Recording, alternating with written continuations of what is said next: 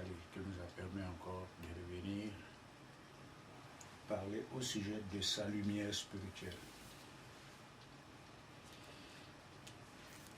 Que tout le monde soit béni, qu'il se contente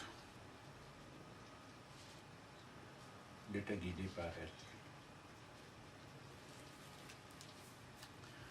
Nous parlions du verset 28 au verset 29.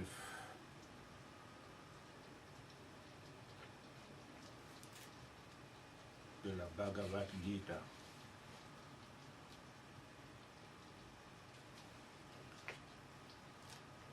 Donc, le Seigneur suprême, Krishna, pose les bases fondamentales de la réalisation divine à son disciple, Arjuna. Nous avions vu au premier roman que Arjuna était dans un total découragement. Cela était dû par son identification à la matière et par son attachement à tous ces éléments en présence, donc les oncles, ainsi de suite, ainsi de suite. La famille, les amis, ainsi de suite. Et que troisièmement, il était quand même versé dans la connaissance religieuse, avec la conscience de ne pas mal faire, d'obéir aux principes d'ordre religieux tels qu'il ne faut pas faire le mal, ainsi de suite, ainsi de suite. Donc il était totalement attaché à cela. Donc il craignait Dieu. Il avait la conviction d'être au service complet de la divinité. Seulement, il était plongé dans une totale confusion. Il ne savait plus quoi faire. Alors, l'acte le plus subtil, c'était donc manifester. C'est ce que nous devons retenir. Il s'était abandonné à Krishna, son maître, son intuition. Il lui dit, s'il te plaît, je suis ton disciple, guide-moi et dis-moi ce qui est convenable de faire. À partir de ce moment-là, le Seigneur trouve un contentement infini à son disciple qui lui demande de l'aide. Alors il s'est mis alors à poser l'étincelle divine en son disciple. C'est ce que nous appelons le Karma Yoga. Cet enseignement qu'il pose va illuminer constamment et progressivement l'être d'Arjuna jusqu'à sa réalisation. C'est pour ça que les instructions qu'il a commencé à lui donner, en lui disant que ce que tu dis là c'est bon, mais tu parles à un commentateur de la loi, tu récites le Veda, c'est ça. Mais tout ça c'est beau, mais ça. Le sage, lui, il a transcendé cela. Cette connaissance religieuse, pour le sage, c'est rien du tout. Mais lui ne s'alimente pas comme toi, donc voilà la différence. Le sage, lui, il est équanime. Il est neutre. Rien ne lui appartient. Tout l'appartient. Le bien et le mal se confondent en un. Pour le sage, il ne voit plus aucune différence. Donc le sage ne peut pas se lamenter pour celui qui est mort ou pour celui qui est vivant. Donc Krishna donne dans cet enseignement à Arjuna pour pouvoir lui permettre de mieux comprendre, assimiler cette connaissance et commencer donc à la mettre en pratique au fur et à mesure que cette énergie transférée en lui, à partir de cette initiation, il parviendra alors à la sagesse libératrice vers la fin. Donc, à partir de ce moment-là, il a refusé de se battre. Il était assis, écoutant Krishna. Et à notre époque, quel est alors le découragement de l'homme moderne qui est le symbole de cet Arjuna? Qu'est-ce qui nous empêche de nous battre? Parce que la bataille de Kurukshetra n'est que le symbole du temps actuel. Le champ de bataille, c'est notre corps. C'est la manifestation sensible de tout être humain. Les éléments en présence, les deux armées sont en nous, le bien et le mal. Alors on va dans des religions de toutes sortes. On meurt, on revient. Puisque c'était là le premier acte de Karma Yoga, la réincarnation que Krishna a posée en Arjuna. Et à notre époque, c'est cette identification spirituelle qui permet à l'être de transcender tous ces bavardages, tous ces enseignements-là, et de se fixer sur le soi pour sa réalisation. Quels sont alors les moyens que nous utilisons aujourd'hui pour s'y diriger vers la bataille? Cette bataille, ce n'est plus les flèches comme à Kurukshetra, mais ces flèches sont purement symboliques et d'ordre spirituel. Ces ennemis sont purement d'ordre symbolique et spirituel. La personne qui est en face de vous, si on comprend ce que Krishna a dit réellement, n'est pas la personne qui nous outrage, ce n'est pas la personne en face qu'on va lutter contre lui, mais il faut plutôt lutter contre le principe, c'est-à-dire l'esprit qui habite cette personne, parce que c'est cet esprit qui anime toutes les pensées, toutes les actions, toutes les émotions, le tout pour l'individu de ce qu'il fait. C'est l'esprit qui l'anime. Et c'est cet esprit alors qu'il faut combattre au quotidien pour pouvoir s'avancer. Alors, le soi qui est humiliable à l'intérieur nous dit d'aller nous battre. Comme Krishna disait à Arjuna, va t'arranger pour te battre. Lève-toi pour aller te battre. À notre époque, le facteur de découragement, c'est quoi? C'est parce que l'être humain est fasciné par l'ordre matériel. Et alors, c'est infini, ces variétés d'ordre matériel, de cette énergie matérielle qui nous fascine et qui nous empêche d'aller nous battre. Oh, j'ai rendez-vous, je dois avoir 2 boulots pour payer la maison, ainsi de suite. Comment peut-on alors aller se battre pour se libérer? Quand on veut faire 1 million de kilomètres, on va prendre la maison, on met tout dans la maison, on met sur la tête, les enfants derrière le dos, on prend le petit, on tient à la main, le bâton à la main droite, la femme sur derrière avec les mêmes charges, on pourra aller où? On ne peut aller nulle part, on pèse trop pour s'avancer. C'est ce poids d'ordre matériel qui empêche l'individu temps moderne aujourd'hui de ne pas se battre, de ne même pas se poser les questions, de même pas aller chercher un maître pour pouvoir lui donner le transfert de cette énergie pure comme étincelle divine pour illuminer son corps progressivement et parvenir à la libération. Et pourtant, c'est le seul facteur déterminant la cause profonde de la naissance humaine. C'est sa libération, devenir Dieu et non avoir les possessions d'ordre matériel. Ça ne sert à rien. Mais il faut que l'homme ait des dispositions spirituelles au préalable, comme Arjuna en avait les dispositions religieuses. Il faut que l'homme du temps moderne ait ces dispositions afin qu'il soit aidé par la divinité.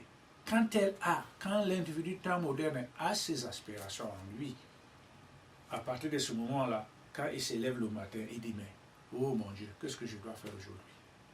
Il y a ceci, il y a cela, comment je peux m'arranger à faire tout ça et venir encore maintenant à t'adorer et te servir? Est-ce que tu peux me montrer le chemin réel? Ce n'est qu'à partir de ce moment-là que quand l'individu du temps moderne s'abandonne dans ses prières que Dieu pourra l'aider. Mais si on continue à croire que l'enseignement prodigué par les religions, cet enseignement est suffisant, tant mieux pour ceux-là. Ils ne sont pas appelés pour la libération. Mais celui qui est appelé pour la libération a les prédispositions divines en lui, latentes, qui pourront un jour se réveiller. Et c'est pour ça que Arjuna fut choisi, parce qu'elle avait ces dispositions prédestinées en lui. Alors que les autres frères étaient là, Bim, lui, ne voyait que la bagarre. Pour lui, c'était la force, il n'y avait pas autre chose. Mais il fut libéré quand même, parce que Krishna les avait choisis. Et chacun d'eux a eu l'illumination. Au même moment, ils furent tous les 5 libérés avec leurs femmes. Donc, à notre temps, il y a donc, on est accaparé par cette énergie de la matière. Ça nous pousse sur tous les plans. Vous pouvez imaginer comment, nous voyons tous comment tourne le monde. Tout le monde se lève le matin pour aller chercher l'argent. Et cet argent n'est rien d'autre que la Maya, l'illusion. Ceux qui en ont même plus des milliardaires, on peut imaginer qu'ils sont heureux, mais ils ne le sont pas. Parce qu'il n'y a aucun point sur le plan matériel qui puisse apporter le bonheur à un individu. C'est impossible. Il peut se réjouir maintenant d'avoir gagné au loto 35 millions de dollars, par exemple. Il va arriver tout de suite, après le lendemain, cet argent va commencer à lui poser des problèmes. C'est pour ça que Krishna dit à Arjuna, il faut transcender les paires des opposés.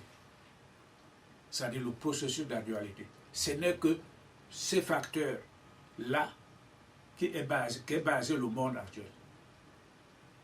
Et ça ne produit quoi? Parce que ça ne produit que des problèmes. On a ça maintenant, après le lendemain, c'est son contraire qui se produit. On va toujours continuer à chercher d'autres solutions. Ces solutions qu'on cherche, ça va créer d'autres problèmes et il y aura toujours des solutions de l'autre côté. C'est ça, la mouvance de l'ordre cosmique. Quand on est dans la Maya, on ne s'en sortira jamais. Il faut plutôt s'abandonner à la divinité. Donc celui qui cherche réellement, et c'est avec lui que nous causons, c'est avec lui que nous voulons partager la lumière divine quant à l'explication de ces certains versets de la Gita. Nous devons nous abandonner comme Arjuna, parce que nous avions eu des prédispositions divines latentes en nous pour être libérés. Alors nous devons continuellement chercher à cela. Et ceux qui le sont réellement, nous allons voir progressivement l'enseignement de Krishna, ils vont le vivre. Ceux qui l'ont eu, ces prédispositions, ils ont eu le transfert de cette énergie et que l'âme humiliable en eux se sont éveillés et comprennent ce que dit Krishna. Et qu'Arjuna, pour le moment, n'a pas encore atteint ces niveaux, ni ces degrés. Il assimile seulement les connaissances, mais il parviendra à vivre ses expériences spirituelles dans son temps. Par exemple, la transcendance des paires des opposés. Ça ne naît pas du jour au lendemain. Il faut que l'âme qui monte commence du premier chakra au deuxième. L'énergie change. Quand l'énergie change, il y a tout qui change à l'être. Et du deuxième au troisième, du troisième au quatrième, par exemple, à partir de ce moment-là, il va expérimenter l'amour de l'homme. On ne va même plus lui demander d'aimer tout le monde, mais il est obligé. Il se sent être tout le monde. Il s'identifie à l'ordre universel. Il est universel. Il n'y a plus de famille pour lui, il n'y a plus d'amis pour lui, il n'y a plus d'ennemis pour lui, il n'y a plus d'enfants, ni père, ni oncle. Tout cela, c'est du panapo pour lui. Il est neutre et universel. Il ressent l'amour divin en lui. Parce qu'il est connecté avec cette conscience infinie. Donc Arjuna va aller progressivement à vivre ses expériences une par une. Mais au premier temps, le grand maître pose les fondements réels du Karma Yoga qui amène son disciple progressivement à s'illuminer et à acquérir la vie. Donc nous allons donc continuer ici maintenant au verset 28. Il dit, non, au chapitre 26, en dessous. Mais si tu crois qu'il est de naissance de durée éternelle, ou bien qu'il meurt avec le corps, jamais cependant tu n'as le droit de le pleurer. Il continue toujours dans le même processus d'explication et d'exemple dans son enseignement à son disciple Krishna. Il lui a préalablement dit que l'esprit ne meurt pas. L'esprit est éternel, il est immuable, il est infini, il ne peut pas mourir. Quand bien même il se détache de son corps. Parce que c'est lui qui l'a conçu pour y habiter. Quand la maison est détruite, avant même que la maison soit détruite, lui est déjà parti. Et nous avions dit avant que quand il incarne cet esprit et habité dans son corps, il a déjà posé au préalable son temps de retour. Avant ce temps, rien ne peut arriver. Il retourne à son temps. Il n'y a pas d'accident, il n'y a pas de hasard dans cela. Donc il continue toujours à poser et à insister sur cet enseignement, sur le plan de l'esprit qui est différent du corps. Quand on s'identifie maintenant à l'esprit, on ne dit plus que je suis malade. C'est ce corps qui est malade et non le soi réel à qui on s'identifie. On n'a plus faim parce que le soi réel n'a pas faim. C'est son corps qui a faim.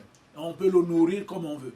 On peut l'assujettir à un certain régime parce que c'est cela que l'âme veut, l'esprit veut, et non le corps.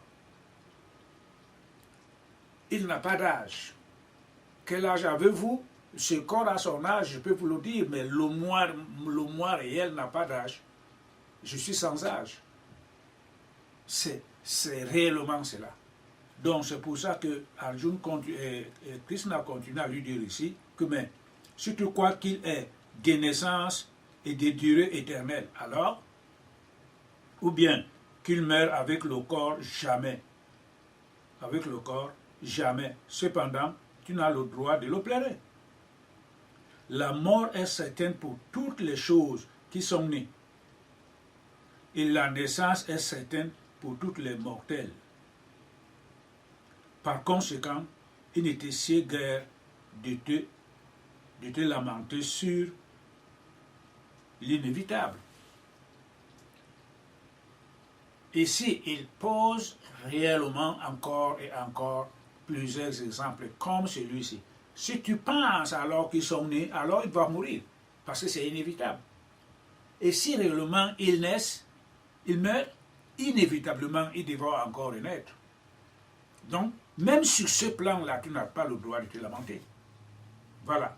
Parce que si tu n'arrives pas à comprendre que c'est l'esprit qui détermine tout, le corps n'est qu'un outil, comme un stylo que l'on peut utiliser à son bureau, ou bien une truelle pour un maçon, ou bien un caterpillar pour celui qui construit les routes.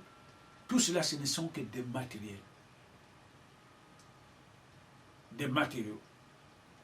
Mais, et non l'essence même. L'essence, c'est l'homme. Dans ce niveau-là.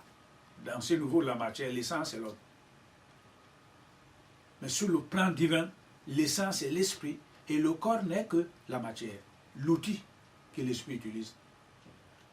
Si tu comprends ça, c'est bon. Et si tu ne peux pas comprendre ça, il descend encore un peu plus bas. Si tu penses que ce qui naît est inévitablement appelé à mourir, et celui qui meurt est inévitablement appelé à renaître, alors même dans ces cas-là, alors, ne pleure pas. Voilà. Si tu n'arrives pas à comprendre là-bas, tu peux comprendre au moins ici. C'est ça que veut dire Krishna. C'est-à-dire que chaque niveau, chaque verset de la Gita, chaque verset de la Bible, chaque verset du Coran, en un mot, chaque ligne de 5 livres inspirés par la divinité dégage 7 niveaux d'évolution de conscience. Du plus petit au plus grand. Celui qui est au 6e, 7e là-bas, 7e c'est déjà l'esprit. Celui qui est au 6e, 5e, quand on parlait de Dieu, pour lui on parle de lui. Parce qu'il a expérimenté, il expérimente la divinité à travers ce corps. Il l'expérimente. Pour lui, Dieu n'est plus la littérature, où on vient maintenant s'asseoir et parler de Dieu, Dieu, Dieu, Dieu, Dieu. Quand les autres parlent comme ça, lui, il a le mal à la tête. C'est comme si on tapait le marteau sur sa tête. Pour lui, la divinité, c'est l'expérimentation de soi. Il n'est plus différent de lui. Puisque, il a l'expérience spirituelle, il est connecté avec la conscience infinie, il sait que ce corps n'est que l'outil. Quand il s'assoit devant son altar, il se voit lui-même. Il voit ce corps lui-même. Et il se voit lui esprit, il voit quand il dort, il voit son vrai soi sortir. Comme il sort de la maison, il voit encore son vrai soi rentrer. Il expérimente tout ça. Donc, pour lui, Dieu, ce n'est plus... le concept du divin n'est plus comme celui qui est au premier niveau, ni au deuxième niveau. Donc, quand Krishna donne ses enseignements à Arjuna, il parle de plus haut. Il pose les principes du Karma Yoga. Et qu'il enseigne même les conclusions, les résultats de ce Karma Yoga. Par exemple, le sage, lui, ceci, il faudra que tu sois même transcender les paires des opposés. On ne peut pas y arriver à le faire maintenant au niveau d'Arjuna. Parce que pour l'instant, Arjuna est au premier niveau. Il a le cœur fidèle, il a eu l'éducation religieuse, tout ça c'est bien. Cela ne l'a préparé que pour, avec la grâce de la mère, il a eu à rencontrer les maîtres qui lui ont donné, il a eu à rencontrer Krishna qui lui a donné donc maintenant cet enseignement. Mais il va progressivement atteindre ce niveau et se mettre en pratique pour l'expérimentation de cela. Donc, nous devons donc comprendre que son enseignement, c'est du plus haut au plus bas. Si tu penses que celui qui naît doit mourir et celui qui meurt doit renaître, alors, même sur ce plan-là, il ne faut pas les pleurer, parce que c'est un passe-temps pour eux.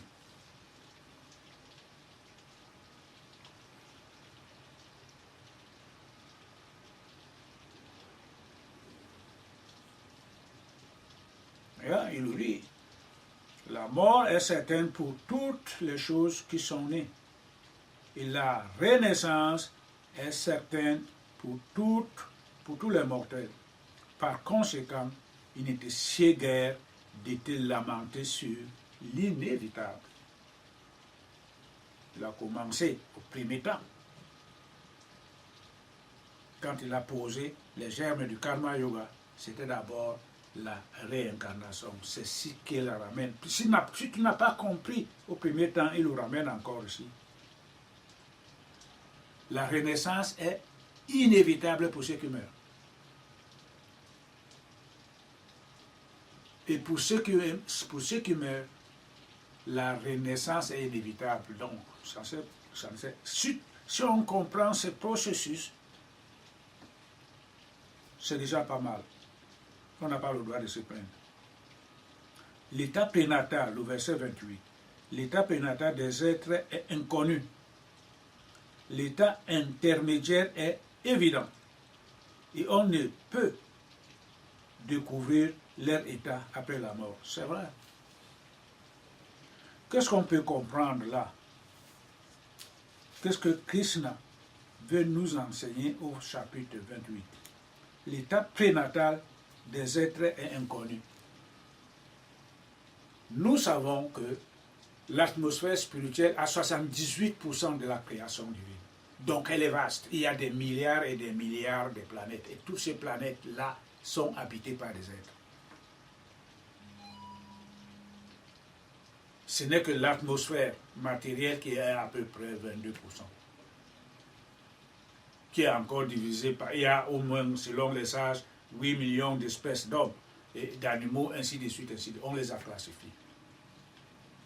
Quand l'être humain incarne la matière, on ne sait pas d'où il vient. C'est impossible.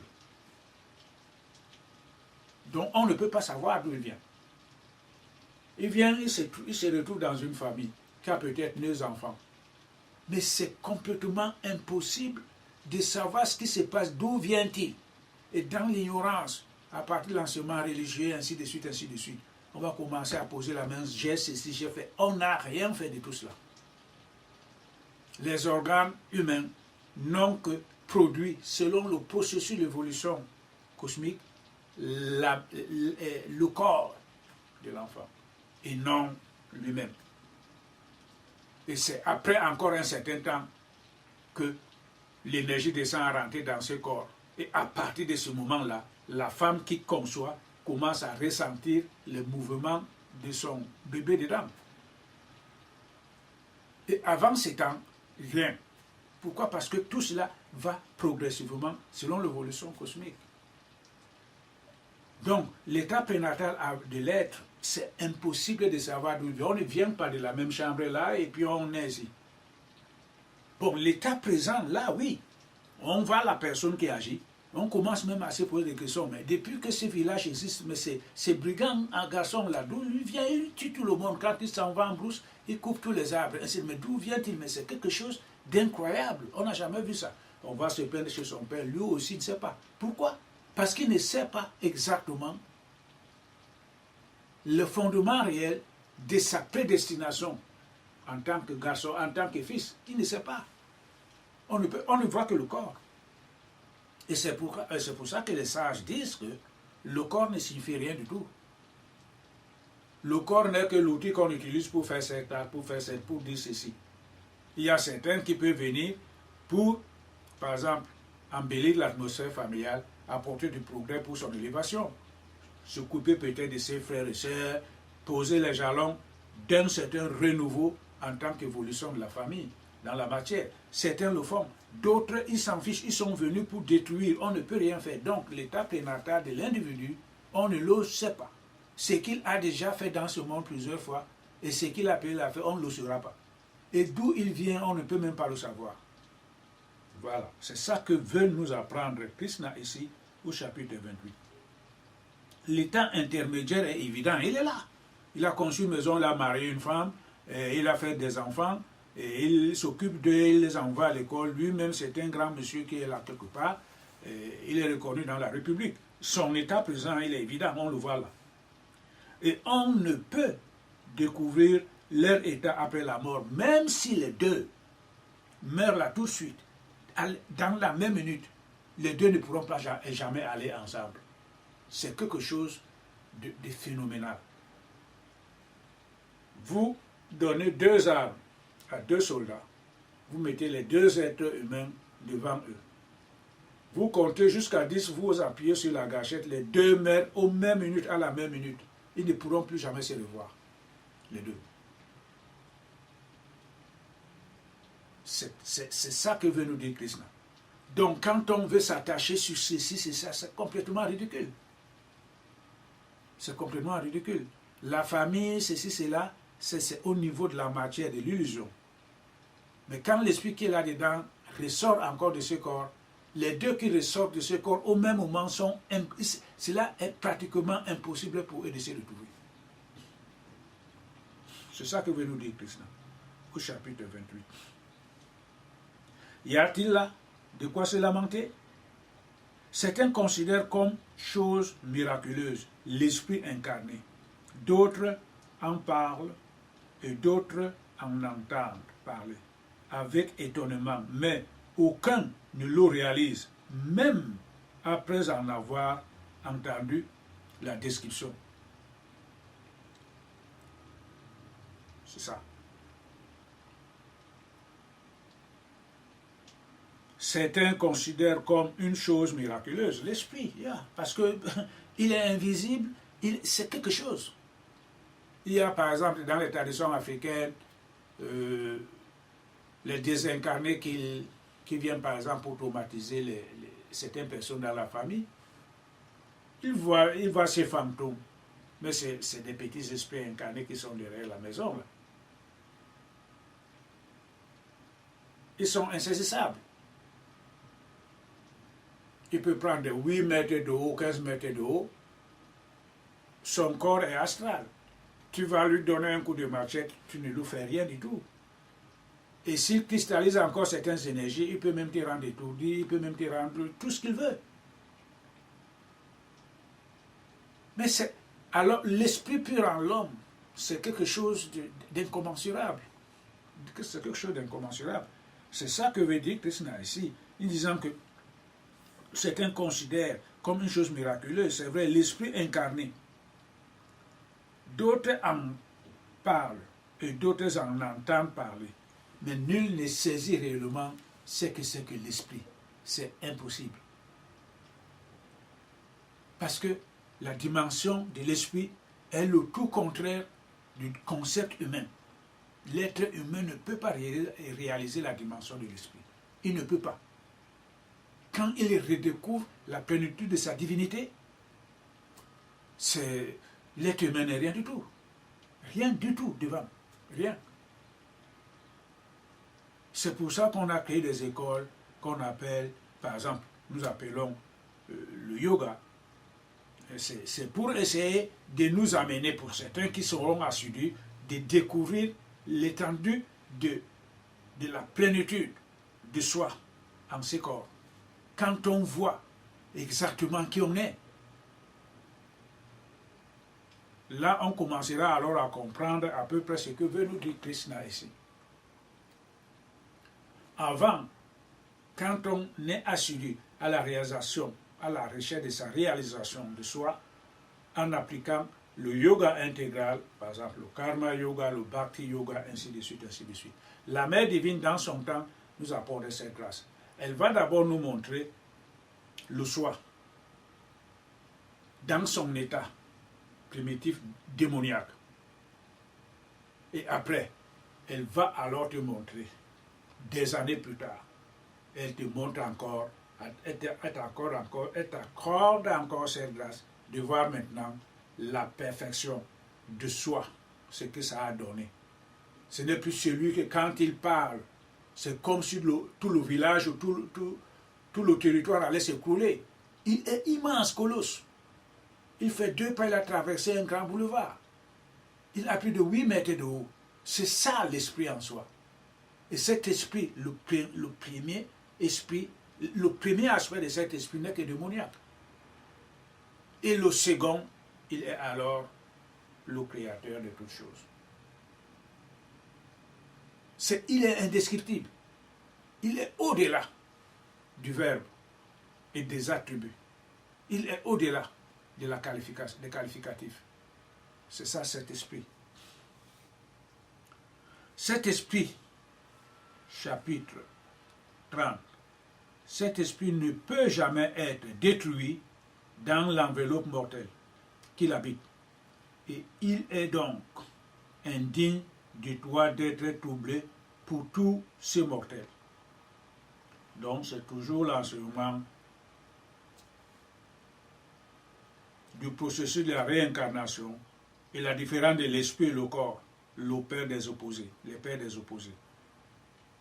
Ne tiens compte que de ton devoir envers ta propre tribu. Il ne te sied pas de trembler pour un soldat de ta caste. Kshatriya. Voilà, il lui rappelle ici son devoir. Krishna est né sous la seconde caste indienne, qu'on appelle Kshatriya, la caste guerrière. Leur devoir, c'est d'aller au combat. Mais on ne va pas boire le vin, aller au combat pour rien. Il faut que tu suives exactement ce que te disent les Védas. Les Védas ici obligent Arjuna d'aller se battre, de prendre son arme, de la lever et d'aller se battre contre l'injustice, quels que soient les moyens. Même si c'est son père qui a commis cette injustice, pour se battre contre son père, contre sa propre famille et contre tout pour la sauvegarde de la vérité. C'est ça que lui indique sa caste et son devoir. Et c'est pour ça que Krishna lui a posé les premiers actes du Karma Yoga. Ton action doit être sans aucun recours, sans aucun merci ou bien paiement en retour. Va seulement au combat et bats-toi pour la sauvegarde de la vérité. Il faut complètement que tu sois détaché de tout ce monde-là. Il faut que tu transcendes le détachement. Quand on transcende le détachement, on fait un acte sans attendre le prix de cette action, le fruit de cette action. c'est une action, c'est un acte non détaché, non entaché. C'est le détachement complet que Krishna est en train d'enseigner à Arjuna, parce que sa caste lui indique d'aller. Tu n'attends pas les récompenses, tu n'attends pas, mais va seulement te battre. Donc il faut que tu sois complètement détaché, que celui-là est mon oncle, ceci, cela, ça. Ton devoir, c'est d'aller te battre. C'est ça qu'il est en train de lui dire ici au chapitre 31.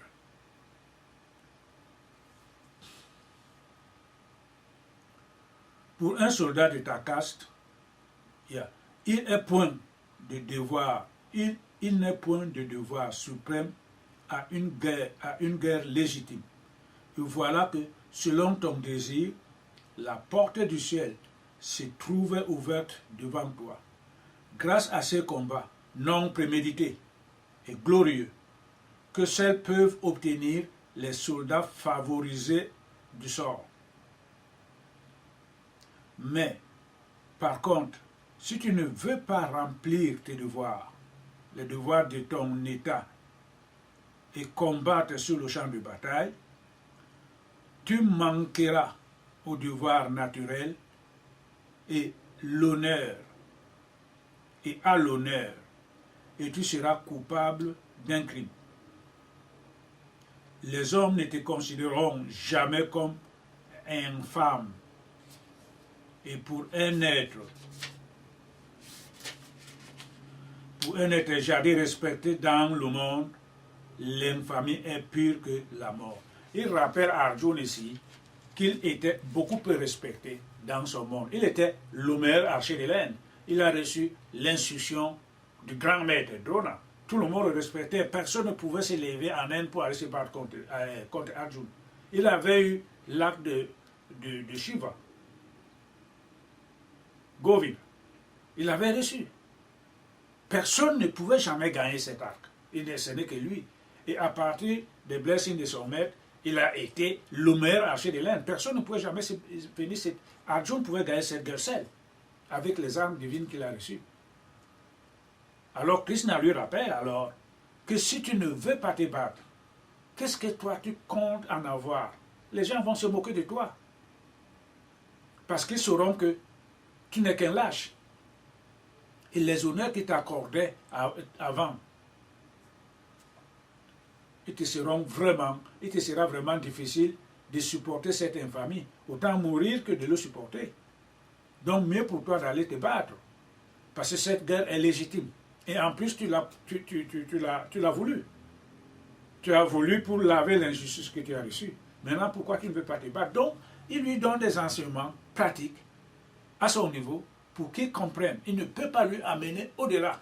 Il lui donne seulement les enseignements terre à terre pour que lui comprenne que oui, vraiment, il est en train de me donner les informations, l'enseignement nécessaire pour pouvoir dissiper le doute et mon découragement. Donc, Krishna s'essaie de beaucoup d'exemples pour ramener son disciple à la raison et face à son devoir. C'est ça qu'il est en train de faire ici. Les généraux, les armées considéreront ta retraite du champ de bataille comme dictée par la peur. Voilà. Et tu seras méprisé même par ceux qui étaient portés à te croire une grande dame. C'est ça qu'il est en train de lui dire. Hein? Parce qu'ils ne vont pas comprendre pourquoi tu t'es retiré. Ce n'est qu'un lâche. On croyait qu'il était le meilleur archer alors qu'il ne vaut rien. Voilà. Tes ennemis parleront de toi en termes méprisants, diffamant ton courage et tes dons. Que pourrait-il t'arriver de plus épouvantable? Tu obtiendras le ciel. Vainqueur, le monde sera ta récompense. Il lui donne ici alors, c'est très subtil. On retrouve la même chose dans la Bible que Jésus disait à ses disciples. Il faut vous battre jusqu'à triompher le monde tel que je le fais. Et c'est lui qui triomphera. J'inscrirai son nom sur le montant du temple et il n'y renaîtra plus. Voilà. C'est ça alors le but de la bataille. Cette bataille de Kurukshetra est pour ceux qui sont appelés à réaliser la divinité au cours d'une existence. On a bien dit au préalable qu'Arjuna représente deux pôles. Le pôle négatif, ceux qui ne veulent pas se battre, continuent à rouler dans ce monde, ainsi de suite, ainsi de suite. On n'a même plus le verbe pour les qualifier. Ils sont là. Et c'est lui qui s'est abandonné à son maître, comme Krishna à Arjuna. C'est celui-là qui est appelé à la réalisation, puisqu'il a décidé d'aller se battre. Il avait aussi connu une période de frayeur, de découragement. Après, il s'est abandonné à son maître pour le guider. Maintenant, son maître est en train de le guider, et la même chose que Jésus a fait, en disant à ses disciples, continuez à méditer. Pour celui qui continue à méditer et travailler sur le plan de la société, continuellement, celui qui aura vaincu. Et comme j'ai vaincu le monde, à celui-là, j'inscrirai son nom sur le montant du temple, il ne renaîtra plus. C'est la même chose que Krishna est en train de dire ici à Arjuna.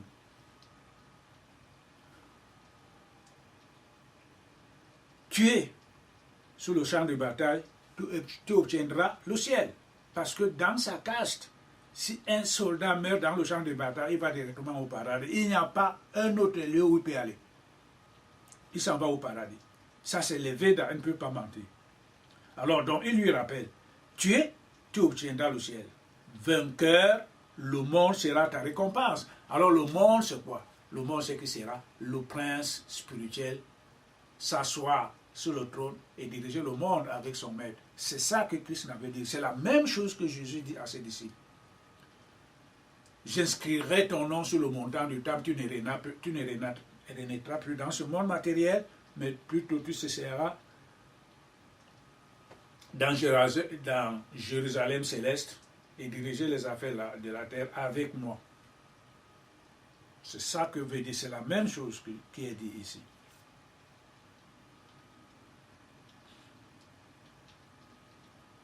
Lève-toi donc, ô fils de Kunti, le cœur résolu au combat.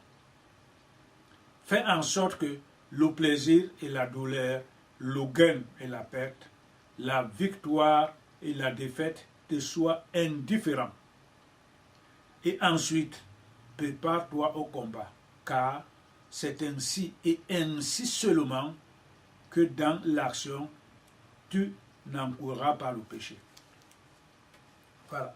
Nous allons relire encore ces passages-là, ces versets 38. Fais en sorte que le plaisir et la douleur, le gain et la perte, la victoire et la défaite te soient indifférents. Ensuite, prépare-toi au combat, car c'est ainsi seulement que dans l'action, tu n'encourras pas le péché. Voilà ce que veut dire ce verset. Il y a ce qu'on appelle, quand tu fais le bien, tu attends les récompenses. C'est un karma positif.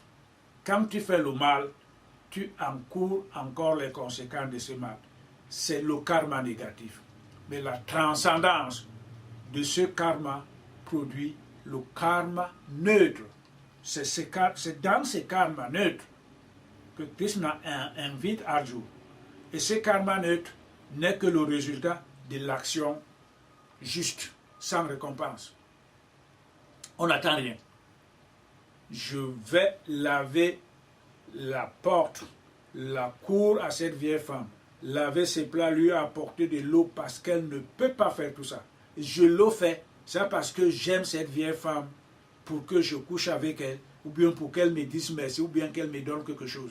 Je fais ça pour moi-même. Parce que je ne suis différent d'elle.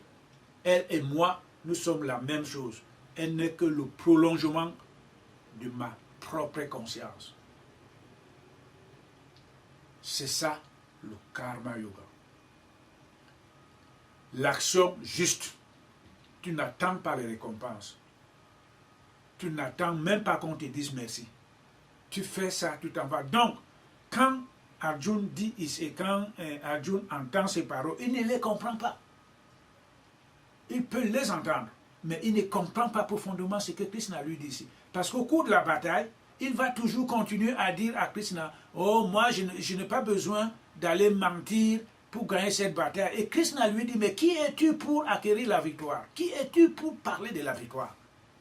C'est pour nous dire donc, au moment où Krishna enseigne Arjuna, Arjuna est encore au premier niveau. Il ne peut pas tout comprendre. Mais vers la fin, il comprendra que le but du karma yoga, c'est transcender les deux pôles, le karma bon et le karma mauvais. Le karma bon, on fait le bien, bien, comme nous le disent les Védas, la Bible, on ira au ciel, on renaîtra. Le karma mauvais, on va aux enfers, on renaîtra. Mais transcender les deux pôles, c'est l'application de l'action juste, le karma yoga. Tout ce que je fais pour autrui, je le fais pour moi-même.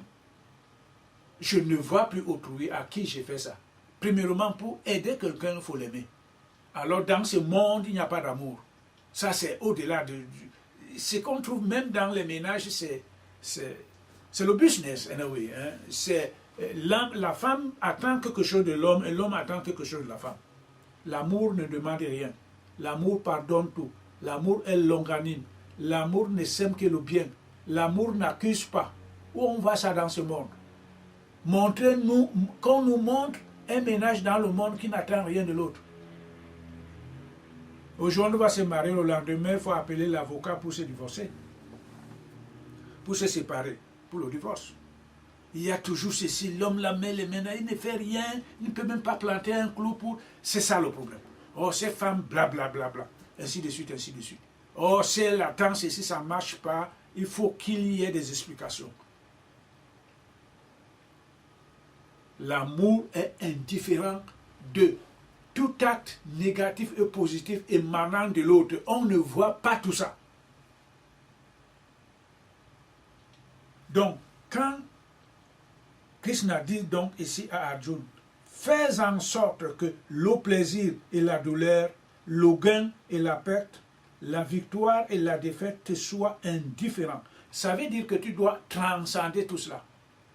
Tu dois comprendre que tu dois transcender la perte et le gain. J'ai gagné ceci aujourd'hui. Les deux doivent être pareils pour toi. Comme le disait au préalable le sage. Le sage, lui, a transcendé ce qu'il a, ce qu'il n'a pas, c'est la même chose. Voilà ce que veut enseigner encore Arjuna ici. Le plaisir et la douleur, ce n'est que le résultat des paires des opposés. Quand on les transcende, on ne voit que l'une, la conscience infinie, une et immuable, dans toutes ses manifestations. On ne va plus s'accrocher à celui-là, c'est mon ami parce qu'il parle bien avec toi. C'est l'expression de l'ego, c'est la satisfaction des sens. On est encore assujetti à la conscience multiple qui donne le produit, les résultats des paires, qui donne le produit de la dualité avec ses paires des opposés. La douleur est là, la perte elle est là. Oh non, aujourd'hui je vais rire, oh j'ai gagné, ainsi de suite. Donc, on va faire quelque chose, on n'attend pas le résultat. Parce que celui qui considère que son action est séparée de l'action collective de l'humanité est dans l'erreur.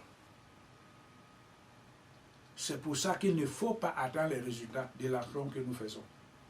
Nous ne sommes que les outils. C'est l'action cosmique universelle qui contrôle le tout au quotidien. Il nous utilise seulement de poser la pierre là, on s'en va, on ne sait pas pourquoi on l'a posée. Et qui viendra, les résultats pour moi que j'ai posés, où est les résultats? C'est au-delà de notre entendement. Donc, l'action individuelle est comprise dans l'action cosmique universelle et au quotidien. Et c'est seule la mère divine, Makali, qui contrôle tout ça, en la personne de Krishna, dans sa manifestation humaine, cette fois-là. Et c'est pour ça qu'on nous dit de ne pas s'attendre aux résultats, de ne pas s'accrocher, oh j'ai perdu ceci, comment je vais faire, oh j'ai gagné ça aujourd'hui. L'être humain doit être immuable. Il a gagné ou n'a pas gagné, on doit rester égal à soi. Ça c'est le résultat que commencera alors, les résultats qui commenceront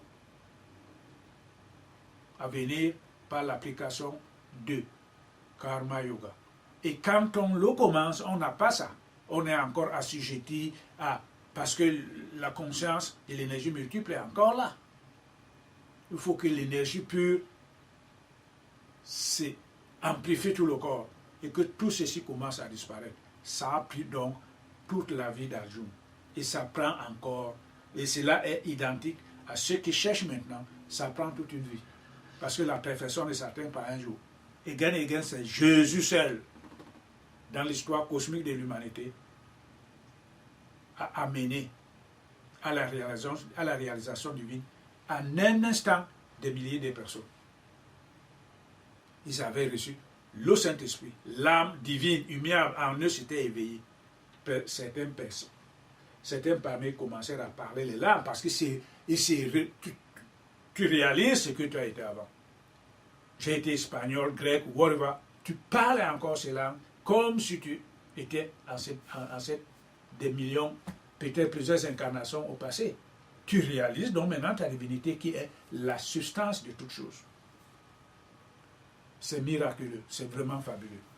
Donc, c'est ce karma yoga-là qui nous amènera alors à atteindre ce but et commencer à vivre ces expériences. Mais au moment où Arjuna entend ceci, il est loin. Il est encore loin. Bon, et c'est là, il y va de même pour nous. Parce que Arjuna n'est que le symbole de ceux qui cherchent maintenant. Donc nous devons bien comprendre cela. Nous devons bien le comprendre. Donc maintenant, voilà. Krishna lui dit, tu viens d'entendre l'exposé de la science spéculative, d'après la doctrine de Samkhya. Écoute maintenant ce qui te permettra dans la doctrine pratique de la consécration. Il y a donc deux doctrines. La doctrine de Kamsaya, c'est le Veda. Avec cette connaissance-là, c'est bien, mais ça ne t'amène pas nulle part. Ça t'amène nulle part. Écoute donc maintenant la doctrine de la consécration. La consécration, c'est la doctrine du yoga. Alors il lui dit, au chapitre 40, si tu en es parfaitement pénétré,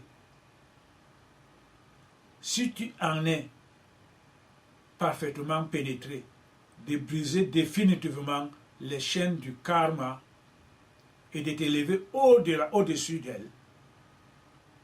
Dans ce système de yoga, nul effort n'est perdu. Et il ne peut entraîner aucune conséquence mauvaise. Même un peu de ce yoga peut préserver un homme d'un grand désastre. Donc, il le répète. Si tu es parfaitement pénétré de briser définitivement les chaînes du karma,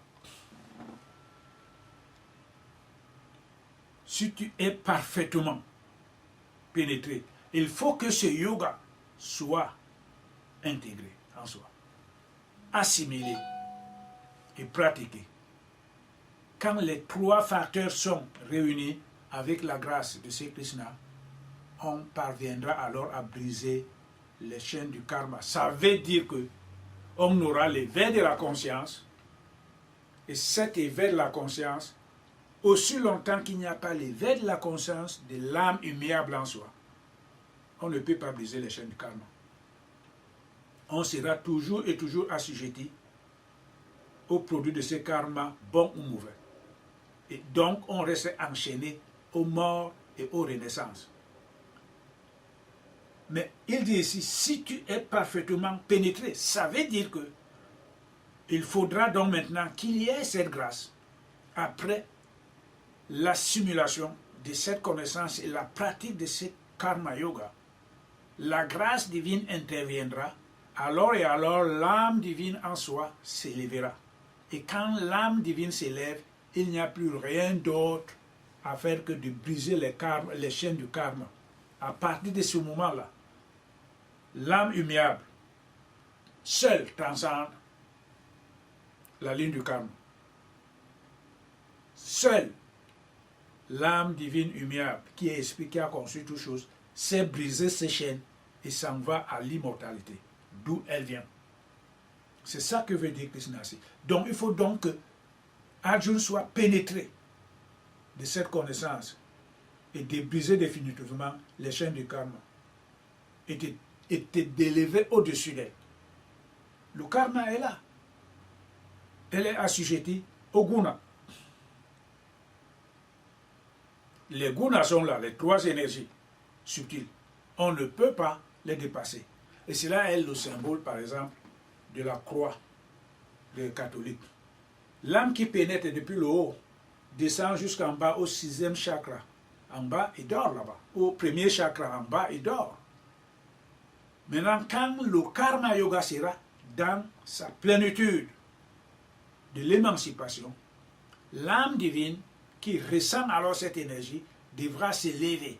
Et quand cette âme divine s'élève, il faut qu'elle traverse alors la base horizontale de cette croix catholique.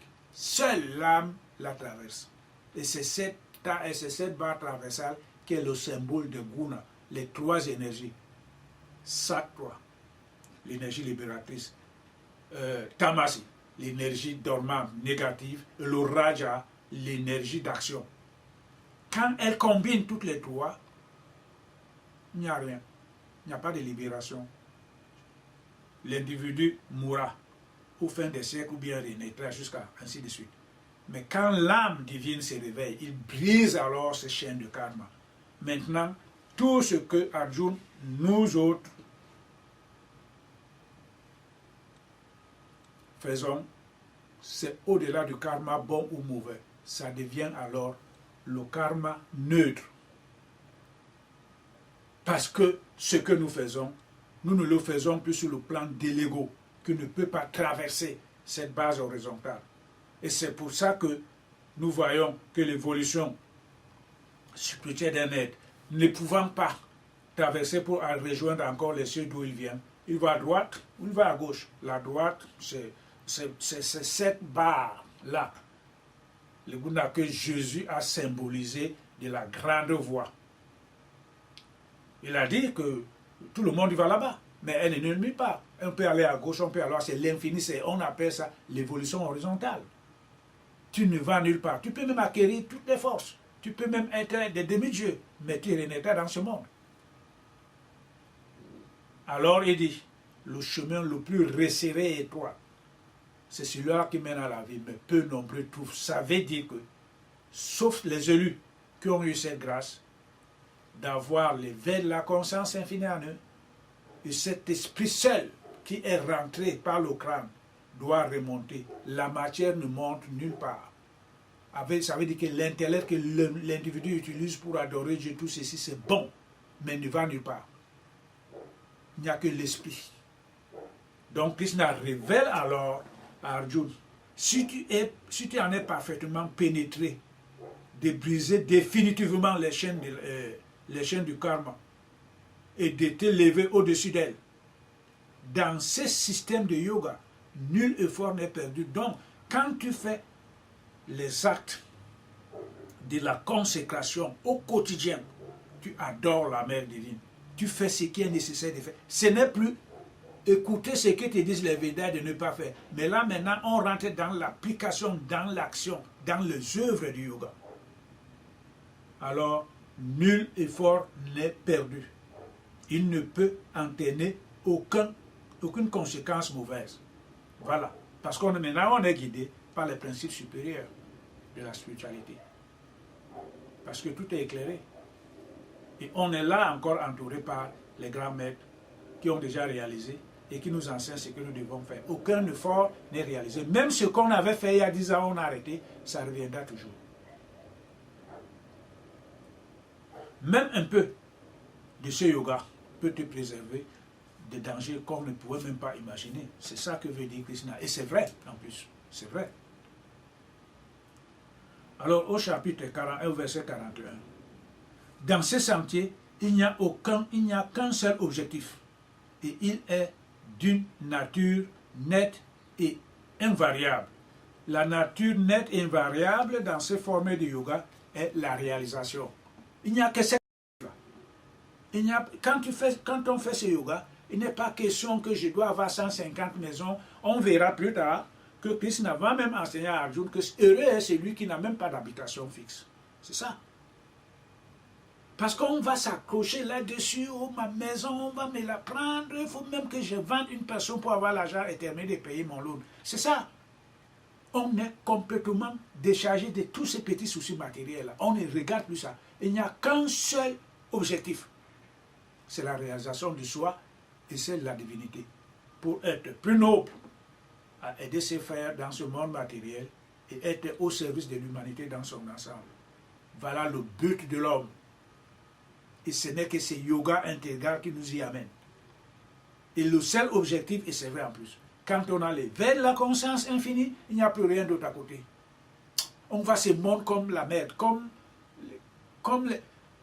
on va aux toilettes ici, c'est encore très propre, parce qu'on peut même manger dans la salle. Mais on peut imaginer pour certains qui viennent d'Afrique, les toilettes qui sont en Afrique là-bas, oh, c'est indescriptible. Alors le monde est pire que ça, c'est pour comprendre. Le monde est pire que ce dont je suis en train de présenter comme exemple. Ce monde matériel est pire que cela. Il n'y a rien de bon ici. C'est pire que ces toilettes du pays là-bas. Donc, il n'y a pas de comparaison. Donc, quand l'âme divine émerge en l'individu, il n'a qu'un seul objectif. C'est sa réalisation. Parce qu'il ne trouve rien de bon ici, il perd son temps. Il n'y a rien. Le monde de maladies, de mensonges, de la guerre, tout ce qui est inimaginable, on le trouve dans ce monde. On voit les gens qui perdent leur vie à se quereller pour rien, à s'entretuer, ainsi de suite, ainsi de suite. Même ceux qui croient être heureux parce qu'ils ont un bon travail, et le lendemain, il faut appeler le docteur, il va commencer par ne pas... Il n'y a rien de stable, il n'y a rien de bonheur dans ce monde. Les Saintes Écritures ne peuvent pas mentir. Donc, Arjuna est bien informé que dans ce sentier, il n'y a qu'un seul objectif. Il est d'une nature nette et invariable. La nature nette et invariable, c'est le chemin de la réalisation divine. Quand l'individu ne peut atteindre ce sentier, quand il a l'éveil. Et quand il a l'éveil, lui-même prouve que, donc c'est que le reste là, c'est la connerie.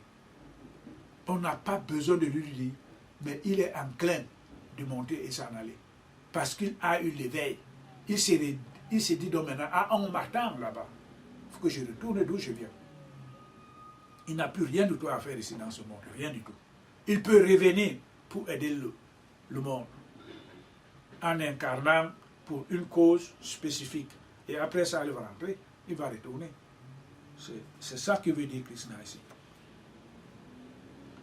Ceux qui ne suivent pas ce système ont une foi diffuse et poursuivent les objectifs sans fin. Voilà. Ceux qui n'ont pas cet objectif ont une foi diffuse et suivent les objectifs sans fin. Donc, again et again, nous allons toujours et toujours insister là-dessus. Ceux qui ont l'éveil font ce yoga, se battent. Et ceux qui ne sont pas appelés à avoir l'éveil ne suivent même pas cette voie.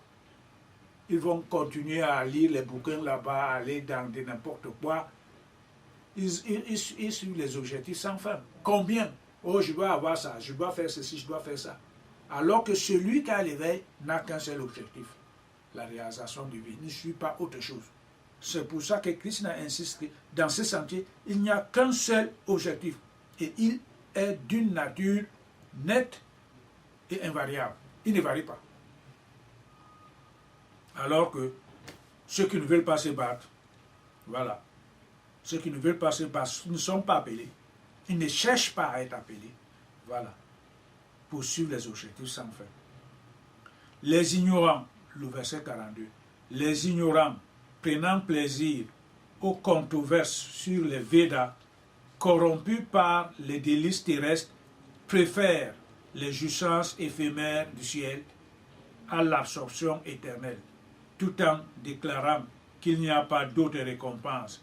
Ils prononcent en vue d'obtenir des richesses et des jouissances terrestres. Voilà. Il dit les ignorants, ce n'est pas nous autres qui l'écrivons, nous ne faisons que rappeler ce qu'il dit. Les ignorants prennent plaisir aux controverses sur les Védas. Voilà, ils vont te citer tel verset biblique, tel verset du Veda parce que ça, cela lui arrange. Voilà. Pour la satisfaction de son ego, il va dire que cette Bible n'est pas bonne, j'ai trouvé une qui est bonne là-bas, c'est là où je dois suivre. Et après certaines années, il va oublier les deux, il va chercher les touristes, il va chercher autre chose. Donc les ignorants, c'est les gens qui ne veulent pas se battre. Ils vont essayer de s'accrocher sur quelque chose pour la satisfaction de leur ego et trouver que, maintenant je sais ce que je suis en train de faire, c'est très bon. Parce que quand je vais mourir, j'irai au ciel.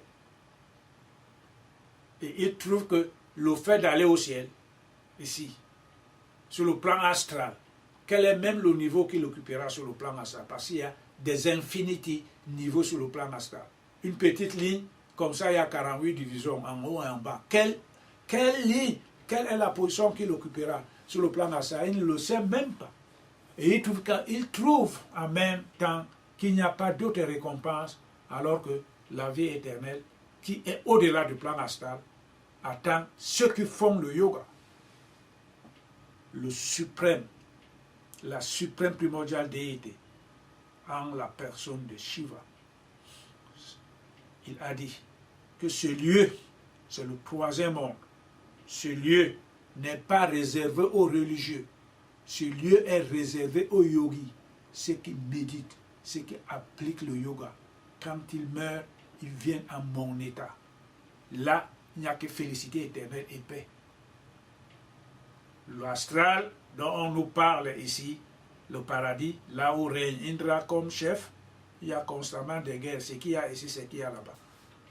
C'est la photocopie conforme du monde matériel. Quand les démons se soulèvent pour aller les chasser là-bas, il faut que la mer intervienne. Après des millions d'années, parce qu'ils les chassent de là. Les dieux ne peuvent même plus retourner. Qu'est-ce qu'il y a même sur l'astral? Et c'est pour ça que celui qui triomphe le mort, il est appelé à triompher le monde astral, ou bien la seconde mort, comme disait Jésus. Parce qu'il trouve qu'il n'y a rien. Il faut qu'il rentre dans le causal. La causalité de la cause, d'où ça vient? C'est le monde de la mère divine. C'est l'objectif premier de celui qui cherche la réalisation. Et dans cette voie, et sur cette voie, il n'y a pas de variation. Il lui suit que le seul objectif, c'est ça, l'esprit incarné. Il préfère par exemple la jouissance de ce monde matériel parce qu'il ne peut pas se battre. Il est là, il trouve les choses telles qu'elles sont, très normales, et il ne peut pas se battre. Voilà alors ceux qui ne veulent pas, ceux qui ont une foi diffuse, parce qu'ils ont des objectifs infinis. On n'a plus à composer avec eux. Pour ceux qui cherchent la réalisation divine, nous n'avons qu'un seul objectif, cette réalisation. La réalisation de soi, on devient esprit, totalement esprit, on est ici ailleurs. Puisqu'on commence déjà à vivre ces expériences, et quand le vrai soi nous parle, elle va absorber ce moi inférieur, et c'est terminé. On réalise alors la divinité.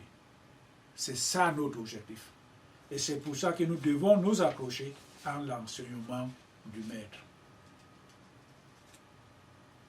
Et nous devons constamment lui remercier. Puisque nous nous abandonnons à lui, il continuera toujours à nous éclairer pour nous fortifier sur notre voie de la réalisation. Parce qu'au fait, ce n'est pas facile de vivre dans ce monde.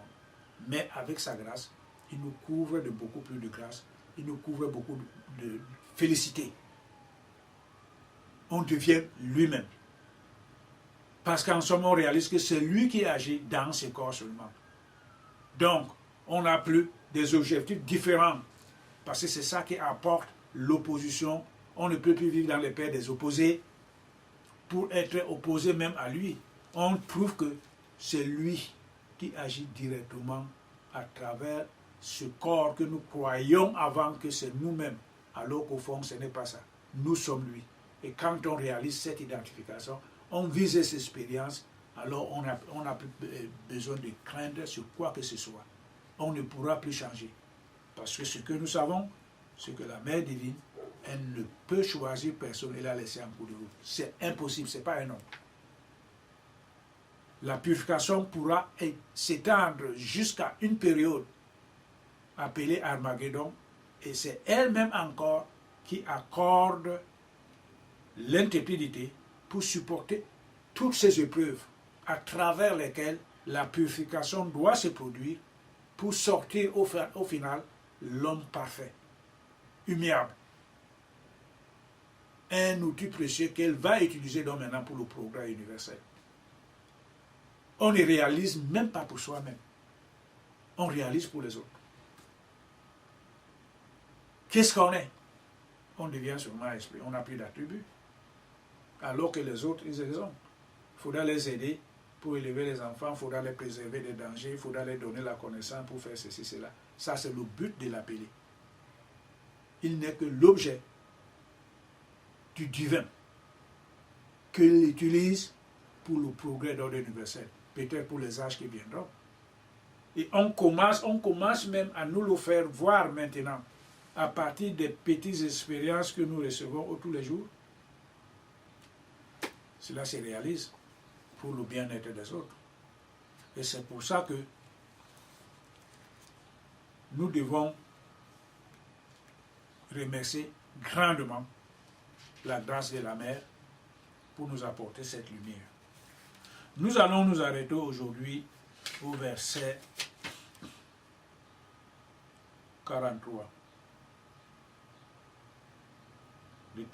Au 43. Nous allons encore bien le relire. Les ignorants prennent plaisir aux controverses sur les Védas, corrompus par les délices terrestres, préfèrent les jouissances éphémères du ciel à l'absorption éternelle. Alors que l'absorption éternelle, c'est d'annihiler tous les défauts de l'individu, le rendre parfait et d'éraser la divinité. Tout en déclarant qu'il n'y a pas d'autre récompense, ils prononcent en vue d'obtenir des richesses, des jouissances terrestres. Des phrases fleuries, promoteuses, des récompenses pour des incarnations futures, comme fruit d'actions présentes. Ils célèbrent aussi maintes cérémonies spéciales, donc le résultat sera l'accumulation des mérites procurant le pouvoir et la possession d'objets dont ils jouissent. Voilà, nous allons nous arrêter au verset 43. Prochainement, nous allons nous arrêter là. On a bien compris, il a tout dit. C'est ce que cherche le monde aujourd'hui. La jouissance du monde matériel, l'acquisition des pouvoirs. Moi, je vais te rendre la poudre, comme tu ne cesses de me quereller, ainsi de suite. Je suis ceci, je peux te rendre comme ça. Où est l'expression de l'amour dans tout ça? Il n'y a rien. Alors, il préfère suivre ce chemin. Alors que celui qui suit le chemin de la réalisation divine, tout est un. Le reste n'est autre que l'expansion de sa propre conscience. Il ne trouve plus de différence entre les gens. Il ne s'aime que l'amour. Voilà les deux différences. Donc, notre voie est invariable. Alors que le sien, il peut varier du jour au lendemain. Donc, nous devons remercier pleinement la grâce de la Mère qu'elle nous a accordée pour suivre ce chemin. Alors, cette lumière que nous apportons en discutant sur la Gita au quotidien nous réconforte toujours et nous fait partager l'amour de la Mère entre nous. Et pour ceux qui ne le sont pas encore, et espérons qu'un jour à l'autre, ils pourront, à partir du moment où ils vont se lancer à se battre, ils pourront nous rejoindre. Et nous remercions beaucoup plus la Mère pour la gratitude et la bonté qu'elle nous accorde pour être dans notre position. Qu'elle soit bénie éternellement, vraiment. Merci.